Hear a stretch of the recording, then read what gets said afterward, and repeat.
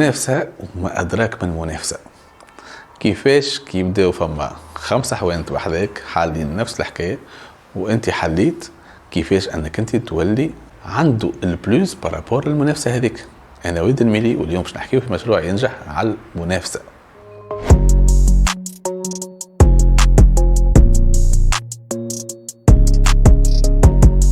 المنافسه ياسر امبورطون وقت اللي باش تحل مشروع، وقت اللي باش تشوف، وقت اللي انت تكون قاعد وحدك وشي حلوا وحدك 3 4 خاطر تبارك الله انت خدمت والا هما حبوا يحلوا هكاك دونك ولاو عندك منافسين. كيفاش انت تكون قاعد تقول انا باش نجم نعمل حاجه اللي هي خير منهم؟ نعطيك واحد مثلا يبيعوا في الملاوي هما 4 يبيعوا في الملاوي كيف ولا واحد يبيع في البيتزا فما 5 يبيعوا في البيتزا بحداه، والا معناتها اي حاجه قهوه والا اي حاجه يبداو بحداه قهوه اخرين. كيفاش تعمل انت باش انك انت تبدا عندك حاجه بلوس بارابور لهذوك، عندك حاجه خير منهم هما؟ لازمك تعمل حاجه كي تديفيرونسي عليهم هما، حاجات اللي هما ما يخطروش على العباد الاخرين، معناتها حاجات ما همش كلاسيك. انا كي كنت في البيتزاريه عملت ساعات خطرت لي باش اني نعمل بيتزا بالمقرونه. بيتزا بالمقرونه شنو هي هذه؟ انا شفتها في الارجنتين يبيعوا بيتزا بالمقرونه هكايا والعباد تاكل فيها مش نورمال. انت تقول عجين في عجين وشنو هذا كل شيء، مي اعملها حتى ما خذاوهاش برش، خذاوها زوز عطيتها بلاش العباد ذاقوها واحد كل شيء، مي انت عملت حاجه اللي هي العباد قاعده تحكي عليها، وقد ما يحكيوا عليها قد ما باش يحكيوا عليك انت، وقد ما العباد باش يجيوك اكثر. حاجه اخرى لازمك تعمل حاجه اللي هي بوتيتر كي تو ديفيرونسي على الاخرين. مثلا انت بياع ملاوي والاخرين بحدك 4 بيعوا في الملاوي الكل نفس الحكايه، جامبون، هريسه، طن، معناتها شويه فروماج شويه حكايه ماهيش. انت تنجم تجبد عباد اللي هما ما كانوش يجيوا للملاوي الاخرين، والا عباد اللي هما كانوا يجيوا للملاوي ومستانسين يمشيوا لبلايص اخرين، عباد عندهم الفلوس. فما عباد اللي هما بخلفك العباد الكلاسيك اللي يجيوا للملاوي، انت نجم تجيب عباد اخرين بفازات صغار.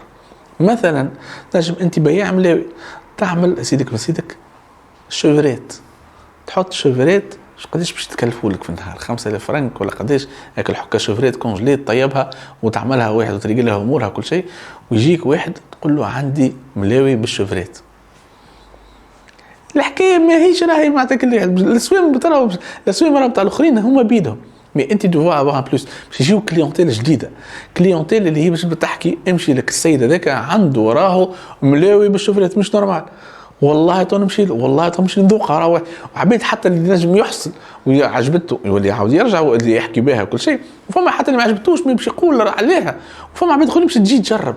ودونك ديما انك تخلق الحاجه اللي هي ديفيرنس. في دا بيترو اللي هو عنده بيتزارية، عمل مرة سيدك بيتزا بالذهب سومها 1,000,000. انت تقول انه هو باع منها البيتزا بالذهب اللي هي سومها 1,000,000، ما باع منها حتى كعبة، مي حتى على الفيسبوك وعملت البوز مش نورمال، والعباد قاعدين يبارتاجيو فيها مش نورمال خاطر عنده بيتزا بالذهب.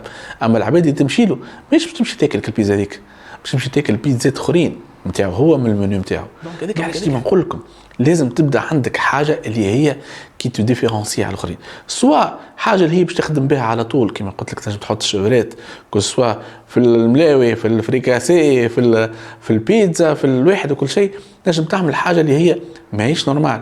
وقت اللي كنت عندي البيتزاريه كنت كل شهر نعمل بيتزا جديده، كل شهر فما نوع متاع بيتزا جديده، ساعات راهو ماهوش برشا انغريديون يتبدلوا فيها، مي فما بيتزا جديده والعباد استانسوا وولات كل شهر تجي باش تكتشف البيتزا جديده. بيتزا بالمقرونه، بيتزا بالبوليت دو فياند وعظمه في الوسط، بيتزا بالمرقاز في الحراف في عود الجبن، بيتزا بالشكشوكه، بيتزا بالوحده بالسردينه. كنت نمشي نشري سردينه من مرشي الحوت نشويها وتتحط فوقها في الواحد فوق البيتزا غاديك، راهو عندها قيمه راهي مش نورمال. العباد ولات تحب تكتشف فما جديد خاطر العباد تفد فيسع. اما لازمك ديما عندك حاجه كي تو ديفيرونسي على الاخرين، ديما عندك حاجه زايده كسوا باش تجيب كليونتيل جديده، كسوا باش العباد تحكي عليك، لازم ديما العباد تحكي عليك. راهو معناتها اللي سي تري امبورطون.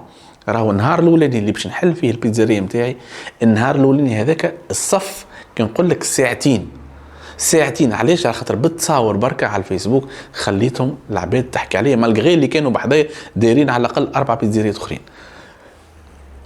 هذه الحكايه لازمكم تفهموها، لانه ديما لازم عندك البلوس، ولازم انت اللي تبدا، ولازمك انت اللي تنوع، وانت اللي تجدد، والاخرين يتبعوك.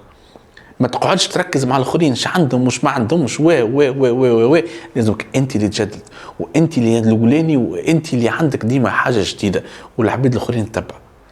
كانت هذه الحلقه نتاعنا على المنافسه، واذا كان فما اي حاجه ما يسالش ابعثوا لي مساج وانا نجاوبكم، ومرحبا بكم ان شاء الله في مشروعكم ينجح.